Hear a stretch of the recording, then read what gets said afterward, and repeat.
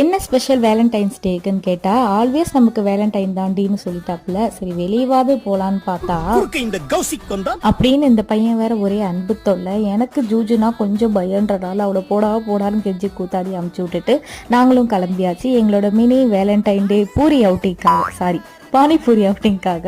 ரொம்ப நாளாக வாப்பான்னு கேட்டேன். இன்னைக்கு தான் டைம் கிடச்சது சாருக்கு. ஸோ கூட்டிகிட்டு எங்கள் ஜூனியரும் கூப்பிட்டு அப்படியே கிளம்பி வந்தாச்சு. அதை முடிச்சுட்டு அடுத்ததான் எங்கே போனோம்னு பார்த்தீங்கன்னா அந்த பேர்ட்ஸ் கடைக்கு தான். எதுக்காகனா எனக்கு பேர்ட்ஸ் வளர்க்குறதுனா ரொம்ப பிடிக்கும்.